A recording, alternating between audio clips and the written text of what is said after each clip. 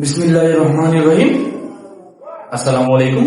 Solution by Ruban স্যারের পক্ষ থেকে নতুন আরেকটি ভিডিওতে তোমাদের স্বাগত।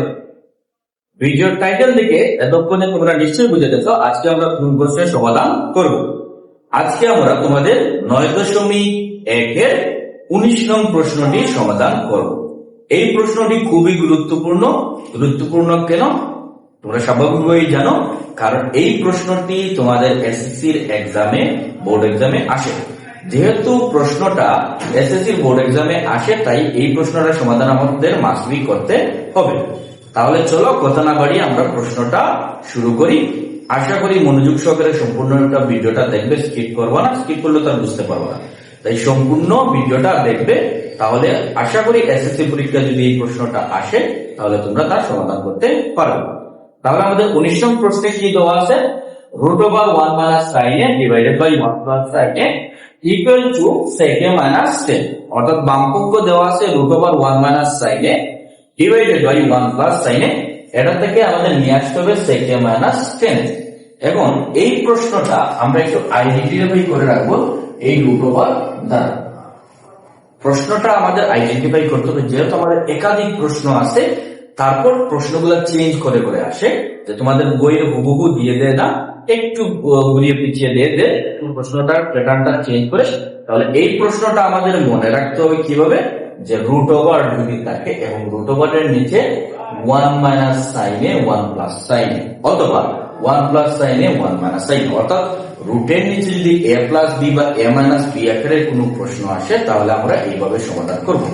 এইরকম ভাবে আমরা প্রশ্নটাকে আইডেন্টিফাই করে রাখবো, যে আমাদের বামপক্ষে যদি √, এর নিচে a + b অথবা a - b এইরকম দেওয়া থাকে, একটা ভগ্নাংশ দেওয়া থাকে a + b a - b, সেটা sin cos tan cot যে কোনটা হতে পারে, তাহলে আমরা সমাধানটা এভাবে করব। কিভাবে করব সমাধান, একদম ফিক্সড ভাবে মনে রাখি, আমাদের উপরে যে রাশিটা থাকবে ওই রাশিটা দিয়ে আমরা উপরেও গুণ করতে হবে, নিচেও গুণ করতে হবে। অর্থাৎ উপরে যেহেতু 1 - sin a আছে, তাহলে এই অঙ্কটার সমাধানের শুরুতেই আমাদের 1 - sin a দ্বারা উপরেও গুণ করতে হবে, নিচেও গুণ করতে হবে। আবার বলছি, উপরে যে রাশিটা থাকবে সেই রাশি দ্বারা আমরা উপরে এবং নিচে, হর এবং লব উভয়কে কি করতে হবে, গুণ করতে হবে।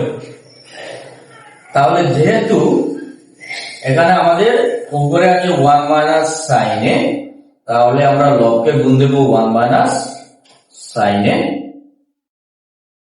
হরকেও গুণ দেব 1 - sin a দ্বারা।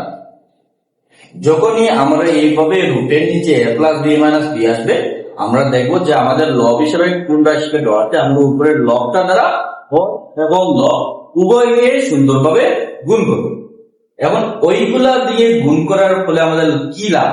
দেখো আমাদের দুইটা সূত্র চলে আসলো। এই 1 - sin a দ্বারা গুণ করার পর নিচে কি হবে, a + b a - b, 1 + sin a 1 - sin a, a + b a - b কোন সূত্র আসে, a² - b²।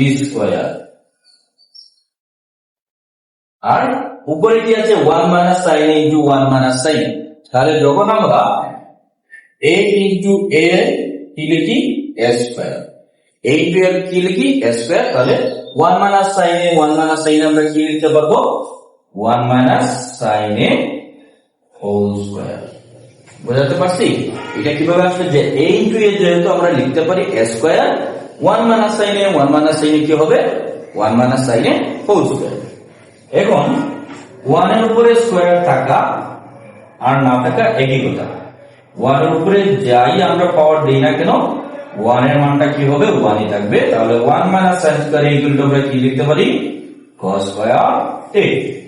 1 - sin আমরা কি লিখতে পারি, cos² a। এখন দেখো রুট আছে, 1 - sin এর উপরে স্কয়ার আছে, cos আছে, cos এ রুট আছে, 1 cos এর উপরেও কি আছে, স্কয়ার আছে। তাহলে আমরা কি জানি যে রুট এবং স্কয়ার যদি একই সাথে আসে তাহলে রুট আর স্কয়ারটা কাটাকাটি হয়ে যায়।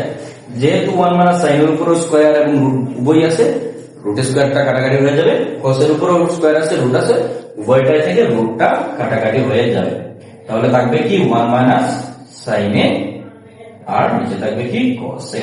তাহলে দেখো এখানে আমাদের রুট আর স্কয়ারটা কাটাকাটি হয়ে চলে গেছে। এখন 1 মাইনাস সাইন এ কে আমাদের ডিভাইড করতে হবে কি দ্বারা? cos এর দ্বারা। কিন্তু দুইটা সংখ্যাকে কখনো আমরা একটি পদ দ্বারা একই সাথে ডিভাইড করতে পারবো না। আমাদের যদি দুইটি পদকে একটি পদ দ্বারা ডিভাইড করতে হয় তাহলে প্রত্যেকটা পদকে আলাদা আলাদা ভাবে ডিভাইড করতে হবে। তাহলে এই ক্ষেত্রে আমরা কি করতে হবে?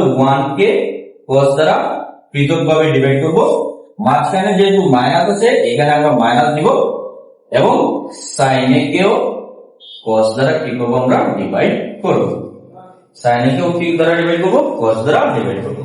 তাহলে 1 by cos a equal to sec a আর sin by cos a equal to tan a। এই আমাদের ডান দিকটা।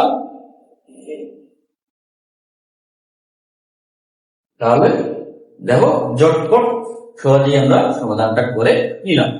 তাহলে ঠিক একইভাবে তোমাদের 20 নং প্রশ্নটাও আছে।